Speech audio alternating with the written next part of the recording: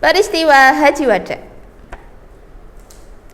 Bismillahirrahmanirrahim. Assalamualaikum warahmatullahi wabarakatuh. Selamat pagi anak-anakku kelas 5. Masih sehat dan tetap semangat ya? Oke, MI Krishna is the best. Alhamdulillah anak-anak, hari ini kita berjumpa lagi dalam mata pelajaran sejarah kebudayaan Islam.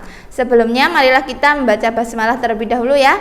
Oke, bismillahirrahmanirrahim. Baik anak-anak, materi yang akan kita pelajari hari ini yaitu tentang bab 5, yaitu akhir hayat Rasulullah. Apa saja yang akan kita pelajari? Jadi yang pertama yang akan kita pelajari yaitu Haji Wada. Apa pengertian dari Haji Wada? Nah, Haji Wada itu artinya haji perpisahan. Maksudnya apa? Yaitu ibadah haji terakhir yang dilakukan oleh Rasulullah sebelum beliau wafat. Nah, lebih jelasnya kalian juga bisa buka buku kalian halaman 67 ya. Oke, Bu Im ulangi lagi. Jadi Haji Wada itu artinya haji perpisahan. Nah, pengertiannya apa? Yaitu ibadah haji terakhir yang dilakukan oleh Rasulullah Shallallahu Alaihi Wasallam sebelum akhirnya beliau wafat. Nah, pada Haji Wada ini Rasulullah juga menyembelih seekor unta sebagai korban yang dibagikan kepada umat Islam. Nah, Haji Wada ini juga digunakan Rasulullah untuk mengajarkan kepada kaum muslimin tentang apa? Cara melakukan ibadah haji. Ketika itu Rasulullah bersabda seperti ini. Ambillah dariku semua manasik haji, sebab setelah ini kalian mungkin tidak akan berjumpa denganku lagi. Nah, itu yang disabdakan Rasulullah. Kemudian bagaimanakah kronologi dari Haji Wada itu atau urutan peristiwa dari Haji Wada? Silahkan disimak sampai selesai ya. Oke. Jadi ketika itu rombongan jamaah calon haji di bawah pimpinan Rasulullah Shallallahu Alaihi Wasallam kurang lebih itu berjumlah 100.000 kaum muslim itu berangkat dari Madinah menuju Mekah pada tanggal 25 Dzulqa'dah. Jadi berangkatnya 25 Dzulqa'dah dan sampai di Mekah pada tanggal 4 Zulhijjah tahun 10 Hijriah. Jadi perjalanan itu kurang lebih selama 9 hari. Nah, sesampainya di Mekah, Rasulullah Shallallahu Alaihi Wasallam itu menuju Ka'bah, mencium Hajar Aswad. Kemudian melakukan tawaf 7 kali keliling Ka'bah. Setelah itu beliau melaksanakan sholat sunnah di makom Ibrahim. Kemudian kembali lagi ke Hajar Aswad dan menciumnya kembali sebelum meninggalkan Ka'bah. Nah, selanjutnya beliau melaksanakan sa'i. Sa'i itu apa? Yaitu lari-lari kecil antara Safa dan Marwah berjumlah 7 kali. Yaitu lari-lari kecil antara Safa dan Marwah sebanyak 7 kali. Itu yang dinamakan sa'i. Nah, setelah sa'i apa? Yaitu setelah selesai Rasulullah memotong sebagian rambut. Beliau juga menyuruh jamaah yang tidak membawa hewan kurban untuk berganti pakaian ihram menjadi pakaian biasa. Selanjutnya Rasulullah Shallallahu Alaihi Wasallam dan jamaah beristirahat di Mekah selama 3 hari. Kemudian pada tanggal 8 Dzulhijjah Rasulullah beserta rombongan berangkat ke Mina. Hari berikutnya setelah subuh beliau dan rombongan bergerak ke Arafah untuk melakukan wukuf. Nah, itu tadi urutan dari peristiwa Haji Wada. Lebih jelasnya lagi nanti kalian baca buku kalian ya. Oke. Nah, pada Haji Wada itu juga Rasulullah juga menerima wahyu terakhir.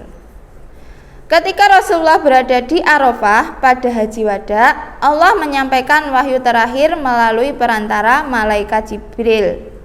Nah, wahyu tersebut yaitu Quran surat Al-Maidah ayat 3. Jadi wahyu terakhir yang diturunkan kepada Nabi Muhammad atau kepada Rasulullah yaitu Quran surat Al-Maidah ayat 3 yang bunyinya bisa kalian baca halaman 68 ya.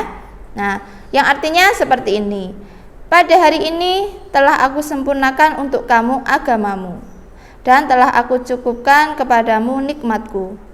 Dan telah aku ridhoi Islam itu jadi agama bagimu. Maka barang siapa terpaksa karena kelaparan tanpa sengaja berbuat dosa, sesungguhnya Allah Maha Pengampun lagi Maha Penyayang. Nah, itu arti dari Quran surat Al-Maidah ayat 3. Nah, dengan turunnya ayat ini, maka rangkaian firman Allah dalam kitab suci Al-Quran yang diturunkan guna untuk menjadi tuntunan hidup manusia itu telah sempurna. Jadi dengan turunnya ayat ini itu menjelaskan bahwa Al-Quran itu sudah sempurna, sudah bisa dijadikan tuntunan atau pedoman bagi hidup manusia. Nah, lebih jelasnya lagi mari kita pelajari yaitu tentang turunnya wahyu terakhir atau turunnya Quran Surat Al-Maidah ayat 3, yaitu halaman 76. Anak-anak ya, silahkan kalian buka buku kalian halaman 76, kita pelajari bersama. Nah, jadi Surat Al-Maidah ayat 3 diturunkan hari Jumat sesudah asar pada Haji Wada di Arafah. Ketika itu Nabi Muhammad SAW sedang berwukuf di Arafah. Saat ayat ini turun, Nabi Muhammad SAW merasa tidak kuat menanggung beban dari ayat tersebut. Beliau bersandar pada untanya dan si unta pun tertunduk. Malaikat Jibril turun dan berkata, "Ya Muhammad, benar-benar telah sempurna hari ini tentang agamamu dan sudah selesai apa yang diperintahkan Tuhanmu kepadamu dan apa yang dilarangnya padamu. Kumpulkan para sahabatmu dan kabarkan kepada mereka bahwa aku tidak akan turun kepadamu setelah hari ini." Setelah sampai di Madinah, Rasulullah SAW mengumpulkan para sahabatnya dan membacakan ayat tersebut kepada mereka. Nabi Muhammad SAW juga menceritakan kepada mereka tentang yang dikatakan oleh malaikat Jibril. Mendengar berita tersebut, para sahabat bergembira dan mereka berkata, "Telah sempurna agama kita." Namun Abu Bakar radhiyallahu anhu pulang dengan sedih. Para sahabat mendengar keadaan Abu Bakar itu. Akhirnya mereka berkumpul dan mendatangi rumah Abu Bakar radhiyallahu anhu. Para sahabat bertanya, "Wahai Abu Bakar, mengapa engkau menangis pada saat seharusnya kita bergembira dan senang karena Allah Subhanahu wa Ta'ala sudah menyempurnakan agama kita?" Kemudian Abu Bakar berkata, "Wahai para sahabat, kamu semua tidak tahu bencana apa yang akan menimpamu. Bukankah kamu mendengar bahwa suatu perkara apabila telah sempurna, maka akan muncul kekurangannya?" Ayat tersebut mengabarkan tentang perpisahan kita dengan Rasulullah SAW. Hasan dan Husain kehilangan akan kakeknya, dan istri-istri Nabi Muhammad SAW akan menjadi janda. Kemudian terjadilah teriakan dari para sahabat. Mereka semua menangis, dan sahabat-sahabat yang lainnya yang tidak ikut hadir juga mendengar tangisan dari kamar Abu Bakar.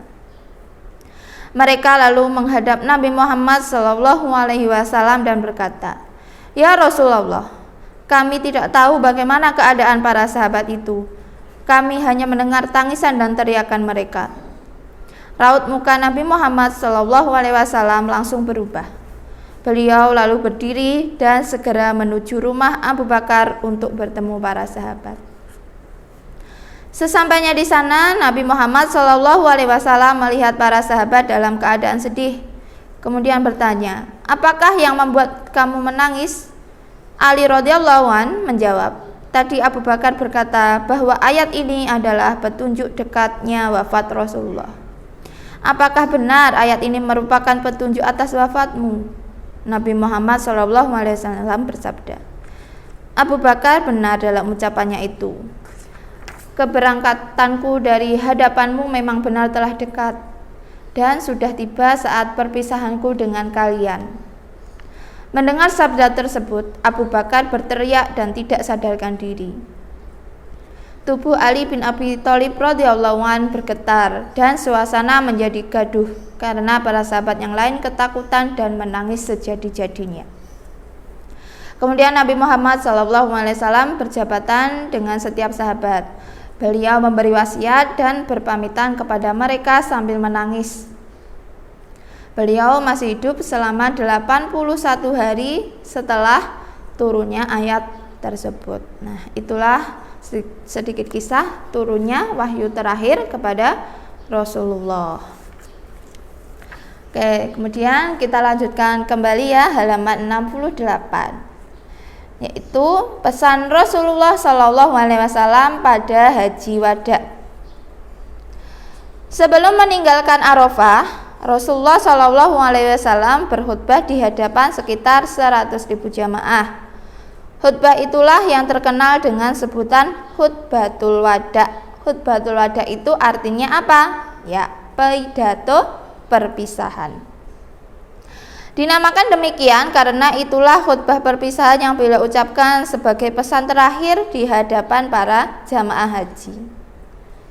Isi khutbah Rasulullah Shallallahu Alaihi Wasallam yang diungkapkan pada Haji Wada itu merupakan wasiat terakhir Rasulullah. Ringkasnya dapat dituliskan sebagai berikut. Bisa kalian simak halaman 69. Jadi pesannya yang berisi seperti ini. Yang pertama, setiap manusia bertanggung jawab atas semua perbuatan yang dilakukannya. Kemudian yang kedua, syarat penting terwujudnya kemakmuran dan ketentraman dunia adalah keselamatan jiwa dan harta. Berikutnya, amanah dan kepercayaan yang berupa moral ataupun material wajib dijaga serta dipelihara. Berikutnya, menghilangkan riba dalam berbagai bentuknya karena mengakibatkan pemerasan terhadap kaum yang lemah. Berikutnya, penegasan hak-hak wanita beserta hak dan kewajiban suami istri. Berikutnya, penjelasan bahwa setiap muslim adalah bersaudara sehingga harus saling tolong-menolong. Dan penghapusan terhadap pembedaan atau diskriminasi yang disebabkan oleh perbedaan ras, suku, warna kulit, kedudukan, sosial, dan lain-lain. Nah, selain itu juga bisa kalian tambahkan ya di buku tulis kalian. Itu pesan Rasulullah saat Haji Wada. Nah, selain yang Bu Im jelaskan itu tadi, bisa kalian tambahkan seperti ini ya. Yaitu yang pertama, larangan menumpahkan darah kecuali dengan hak dan larangan mengambil harta orang lain dengan batil. Hal itu disebabkan nyawa dan harta benda adalah hal yang suci. Berikutnya yang kedua, perintah untuk menjauhi dosa. Yang ketiga, pertengkaran pada zaman jahiliyah supaya saling dimaafkan.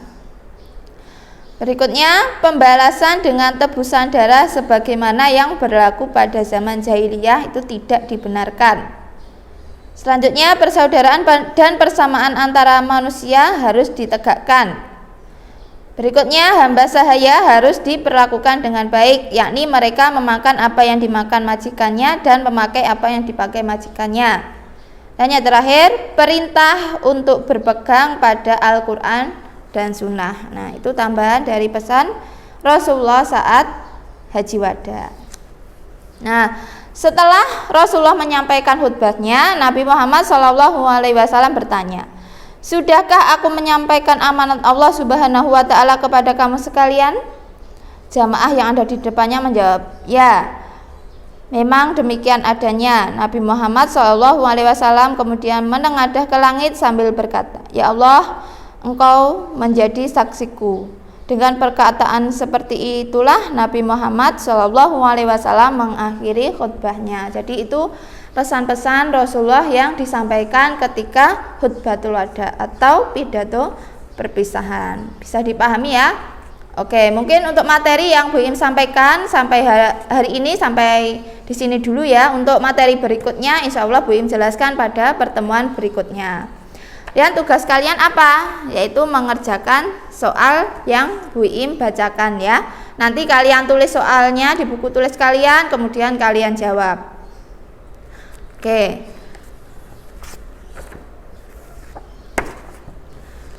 Soal nomor 1. Jelaskan pengertian dari Haji Wada. Jelaskan pengertian dari Haji Wada. Nomor 2. Jelaskan kronologi Rasulullah Shallallahu Alaihi Wasallam melaksanakan Haji Wada. Bu Iim ulangi lagi. Jelaskan kronologi Rasulullah Shallallahu Alaihi Wasallam melaksanakan Haji Wada.